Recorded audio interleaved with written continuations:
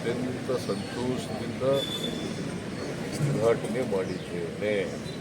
Sir, ಈಗ subsidy ಮತ್ತು theatre ಸಮಸ್ಯೆ ಅದೆಲ್ಲದ್ರ ಬಗ್ಗೆ ನಿಮ್ಮ ಹತ್ರ ಮಾತಾಡ್ತೀವಿ ಅನ್ನೋಂಥ ಮನವರಿಕೆ ಮಾಡಿದ್ರು. ನಾನು ಕನ್ನಡ ಚಲನಚಿತ್ರಗಳ ಬೆಳವಣಿಗೆಗೆ ನಮ್ಮ ಸರ್ಕಾರ ಎಲ್ಲ ರೀತಿಯ ಸಹಾಯವನ್ನು ಮಾಡ್ತೀವಿ. ಇವತ್ತಿಂದ ಬಹಳ ದಿನಗಳಿಂದ ಮಾಡ್ಕೊಬರ್ತೀವಿ, ಈಗಲೂ ಮಾಡ್ತೀನಿ, ಮುಂದೇನೂ ಮಾಡ್ತೀನಿ. ಸರ್, 90 ವರ್ಷಗಳ ಇತಿಹಾಸ ಇರತಕ್ಕಂಥ ಕನ್ನಡ ಚಿತ್ರರಂಗಕ್ಕೆ ಸುಮಾರು 90 ವರ್ಷಗಳಿಂದಾನು ಇಲ್ಲಿವರೆಗೂ ಒಂದು ಖಾಸಗಿ ಕಟ್ಟಡದಲ್ಲಿದ್ದರು. ಈಗ ಸ್ವಂತ ಕಟ್ಟಡವನ್ನು ಮಾಡ್ಕೊಂಡಿದ್ದಾರೆ. ನಾನು ಕಟ್ಟಡ ಸಮಿತಿ ಅಧ್ಯಕ್ಷರಾದಂಥ ಸಾರಾ ಗೋವಿಂದ್ ಅವ್ರನ್ನ ಆಗಲೇ ಮಾತಾಡಿಸ್ತಾ ಇದ್ದೆ.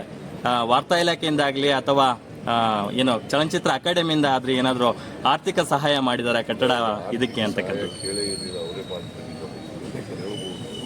ಬಟ್ ಸರ್ಕಾರದಿಂದ ಸಹಾಯ ಮಾಡಿ ಗೋವಿಂದ್ ಹೇಳಿದ್ದಾರೆ. ಬಟ್ ಇದಕ್ಕಿಂತ ಮುಂಚಿತವಾಗಿ ಕೊಡಿ ಅಂತ ಕೇಳಿರಲಿಲ್ಲ, ಹೇಳಿದ್ರು ಆರ್ಥಿಕ ಸಹಾಯ ಮಾಡಿ. ಬಟ್ ಸರ್ಕಾರದಿಂದ ಆರ್ಥಿಕ ಸಹಾಯ ಮಾಡೇ ಮಾಡಿ. ಸರ್ಕಾರಿ ಸರ್ OTT ವೇದಿಕೆ ಸೃಷ್ಟಿ ಮಾಡಬೇಕು ಅಂತ ಬಹಳ ವರ್ಷ ಹೋಗಿದೆ, ಅದೇನಾಗುತ್ತೆ ಸರ್? OTT ವೇದಿಕೆ ಕನ್ನಡದಲ್ಲಿ ಸರ್ಕಾರದಿಂದ ಸರ್ ಫಿಲ್ಮ್ ಹೊಸ ನಾನು ಅದನ್ನು ಪರಿಶೀಲನೆ ಮಾಡಿ ಕ್ರಮ ತಗೋತೀನಿ. ಒಟ್ಟಿಗೆ ಕನ್ನಡ ಭಾಷೆಯ ಚಿತ್ರಗಳಿಗೆ ನಮ್ಮ ಸರ್ಕಾರ ಎಲ್ಲ ರೀತಿಯ ಪ್ರೋತ್ಸಾಹವನ್ನು ಕೊಡುತ್ತದೆ, ಎಲ್ಲ ರೀತಿಯ ಆರ್ಥಿಕ ಸಹಾಯವನ್ನು ಮಾಡ್ತದೆ. ಸರ್, ಫಿಲ್ಮ್ ಸಿಟಿ ವಿಚಾರವಾಗಿ ಪ್ರತಿ CM ಅವ್ರು ಬಂದಾಗಲೂ ಸಹ ಪ್ರತಿಯೊಂದು ಇದರಲ್ಲೂ ಬಜೆಟ್ ಅಲೋಕೇಶನ್ ಆಗುತ್ತೆ, ಆದರೆ ಇಲ್ಲಿವರೆಗೂ ಕನ್ನಡಕ್ಕೆ ಒಂದು ಫಿಲ್ಮ್ ಸಿಟಿ ಆಗಿಲ್ಲ ಅಂತಕ್ಕಂಥದ್ದು. ಅಂದರೆ ವರ್ಷಕ್ಕೆ 250ರಿಂದ 300 ಸಿನಿಮಾಗಳನ್ನು ನಿರ್ಮಾಣ ಮಾಡುವಂಥ ಒಂದು ದೊಡ್ಡ ಚಿತ್ರರಂಗವಾಗಿ ನಮ್ಮ ಚಿತ್ರರಂಗ ಬೆಳೀತಾ ಇದೆ.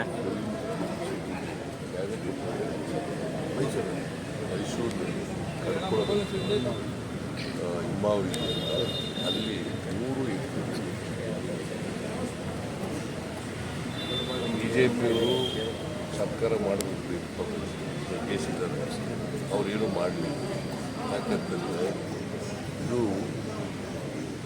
ಪ್ರೈವೇಟ್ ಮತ್ತು PPP ಮಾಡೆಲ್ನಲ್ಲಿ ಮಾಡಬೇಕು ಅಂತ ಖಾಸಗಿಯವರು ಸರ್ಕಾರ ಎರಡೂ ಸೇರಿಸಿ ಮಾಡಬೇಕು. ನಾವು 100 ಎಕರೆ ಫಿಲ್ಮ್ ಸಿಟಿ ಮಾಡಲೇಬೇಕು.